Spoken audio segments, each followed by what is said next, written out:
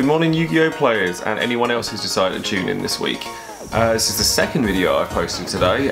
The earlier one was of an island that's part of my basic land panorama for Magic. However, this one is for Yu-Gi-Oh! Now, I haven't done a Yu-Gi-Oh painting in a little while. I used to do them more often than I did Magic cards, but this time I want to go back to it because Yu-Gi-Oh has upped its game with its artwork more recently, and the Burning Abyss archetype is one of my favourite archetypes in the game right now. So I thought I'd start with one of them. Scarm is an awesome card. It's really very, very good. And it's played in every Burning Abyss deck, so everyone who's ever played Burning Abyss should know what this is.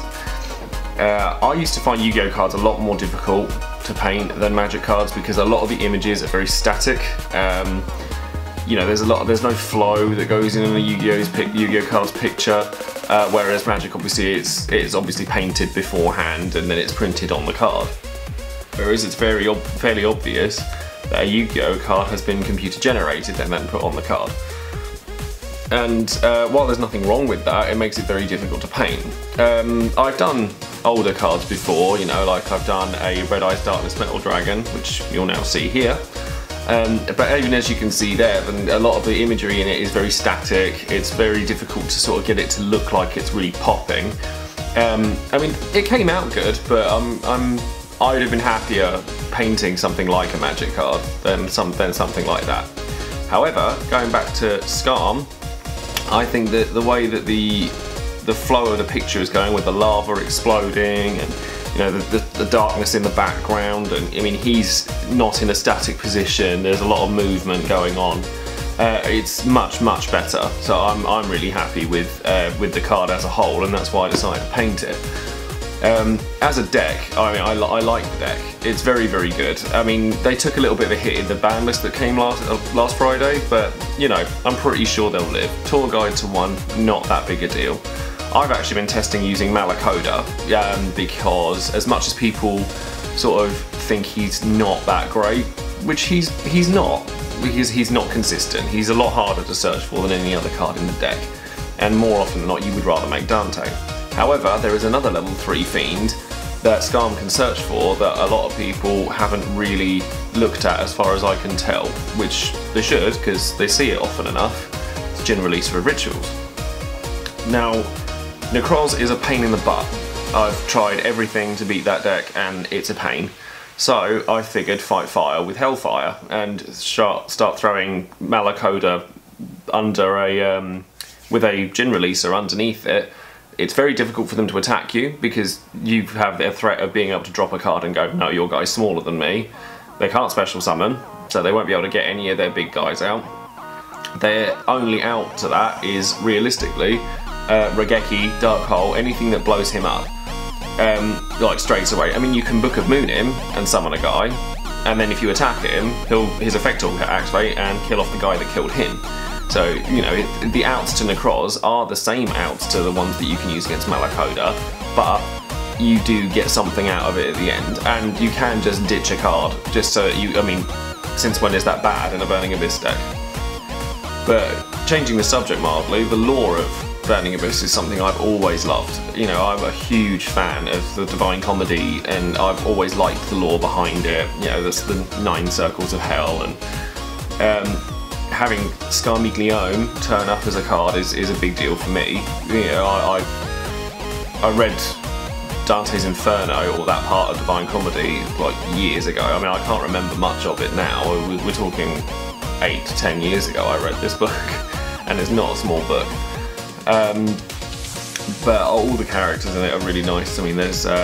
They're supposed to be getting more support in the next set, and I think now that they've had Dante as an XYZ, Virgil as a Synchro, Malacoda as a ritual monster, there's supposedly a fusion monster in the set.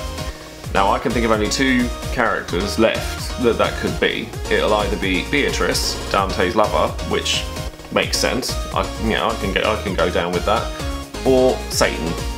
Now, given that Yu-Gi-Oh has struggles trying to put the word angel or demon into Yu-Gi-Oh, I highly doubt they're going to use the word Satan. So we'll have to see how that one goes. going back to the painting, I mean, I really enjoyed sort of the tones of the sky. You know, using browns, reds, like a scarlet red, and like a dirty yellow for some of it. It's just like, it's a really gritty picture. It's really nice. And then there's a lot of colour at the bottom where the lava is, and is sort of just coming up from the bottom. And the wings and the reflections, it all works very nicely. So I mean, I can't, you know, I might actually do the same thing with the Burning Abyss monsters that I had done with the basic lands, and have them sort of one sat next to each other, sat next to another, sorry, and make like a little panorama, like a almost like a character select screen where they're all sort of sat on one place, and it looked nice and menacing, and you know, it would be a real collector's item. Unlike Magic cards, unfortunately, Yu-Gi-Oh cards aren't tournament legal, generally speaking. You know, I mean, there's the odd judge that'll let you do it. I mean, I wouldn't mind letting you do it if it was my stuff, but you know, I can completely understand why they're not. I mean, you know, they're marked at the end of the day. Although the one thing that I have noticed is that people tend to argue that the weight of the card is different if you paint it. Well, I can't speak for everybody, but using my own cards, the weight difference between a painted card and a regular card is less than the difference between a super rare and a rare. So I don't think that's a very valid argument. However, for argument's sake, I do think that it is best that they're not tournament legal. It upsets me because obviously it would be nice to be able to do this as like a proper service to people who are like going into big tournaments and they wanted something unique. But I will have to settle for the fact that they just look pretty, and if you like them, then they can sit in your folder nicely. But yeah, I mean, as we're sort of coming to the end of the video, I will ask nicely for, you know, if you'd like the video and share it with your friends. Subscribe if you like this particular one. It's the first Yu-Gi-Oh card I've put on my channel, so subscribe to Josepha, and hopefully you'll see a lot more. There'll also be deck profiles going up. You know, all sorts of things really, and I'll continue painting more cards if you like it. Past that, I think I'll just leave you with the rest of the painting. So thanks for joining in, and I'll see you guys in a week's time. See you later.